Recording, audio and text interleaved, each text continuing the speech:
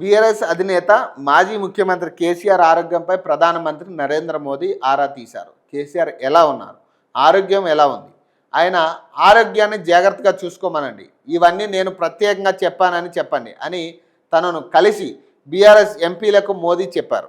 BRS Rajya Sabha సభ్యులు KR Suresh Reddy, Vaddiraju Ravichandra, అలాగే దిక్కొండ దామోదర్రావు అలాగే శుక్రవారం పార్లమెంట్లో ప్రధానమంత్రిని ఆయన కార్యాలయంలో కలిశారు. ప్రధానమంత్రిని సిరిసిల్ల వరకు నిర్మిస్తున్న నేషనల్ హైవే 365Bని వేములవాడ మీదుగా కోరుట్ల వరకు విస్తరించాలని వినతి పత్రం సమర్పించారు. ఈ అంశాన్ని ఇప్పటికే తమ పార్టీ వర్కింగ్ ప్రెసిడెంట్ కేటీఆర్ కేంద్రం దృష్టికి తీసుకొచ్చిన విషయాన్ని మోదీకి గుర్తు చేశారు. ఈ రహదారిని విస్తరించేందుకు కేంద్ర మంత్రి అధికారికంగా మాట ఇచ్చిన విషయాన్ని వివరించారు. ఈ రహదారిని విస్తరించడం వల్ల అత్యధిక పర్యాటకంగా అభివృద్ధి అవుతుందని తెలిపారు.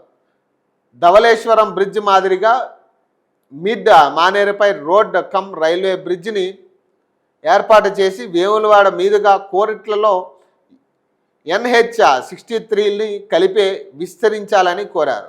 కరీంనగర్ పట్టణాన్ని సిద్దిపేట మీదుగా హైదరాబాద్తో నేరుగా అనుసంధించే మనోహరాబాద్ అలాగే కొత్తపల్లి రైల్వే ప్రాజెక్టులో భాగంగా వంతెన పనుల విషయంలోనూ సహకరించాలని విజ్ఞప్తి చేశారు. ఈ సందర్భంగా ప్రధాని మోదీ కేసీఆర్ ఆరోగ్యం గురించి ఎంపీలను ప్రత్యేకంగా అడిగి తెలుసుకున్నారని, ఇటీవలే తెలంగాణ బీజేపీ ఎంపీలకు క్లాస్ స్పీకర్ నరేంద్ర మోదీ ప్రత్యేకంగా కేసీఆర్ గురించి అడగడం, తన మాటగా కేసీఆర్కు చెప్పాలని సూచించడంపై రాజకీయ వర్గాల్లో చర్చ జరుగుతూ ఉందంట.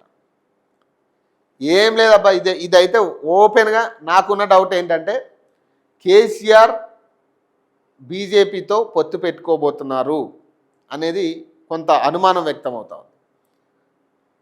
వస్తున్న సూచనల ప్రకారం కానీ జరుగుతున్న పరిణామాల ప్రకారం కానీ బీజేపీ కాంగ్రెస్ ఎందుకు పొత్తు పెట్టుకోదు, ఒకవేళ పొత్తు పెట్టుకోవాలనుకుంటా అంటే అక్కడ ప్రతిపక్ష పార్టీలు, ఇప్పుడు కాంగ్రెస్ పార్టీ ప్రతిపక్ష పార్టీ కేంద్రంలో, ఇక్కడ రాష్ట్రంలో కలిసి ఉంటే చాలా ఎంతో కొంత ఇబ్బందికర వాతావరణం ఏర్పడుతుంది, కలిసే పరిస్థితి కూడా ఉండదు. సో ప్రాంతీయ పార్టీతో కలవచ్చు. ఇప్పుడు టీడీపీతో అక్కడ బీజేపీ ఎట్లా కలిసిందో, టీడీపీ జనసేనతో ఆంధ్రాలో ఎట్లయితే బీజేపీ కలిసిందో అట్లా ఇక్కడ కూడా కలిసే సూచనలు ఎక్కువ కనపడతా ఉన్నాయి. ఈ అత్యవసర భేటీ కూడా, సడన్ భేటీ కూడా కేసీఆర్ బయటికి రావడానికి ఇన్ని నెలల తర్వాత ఏ అంశం మీద బయటికి రాని కేసీఆర్ ఈరోజు బయటకు వస్తున్నాడంటే ముఖ్యంగా ఈ అంశం మీద చర్చ జరిగే అవకాశం ఉంది.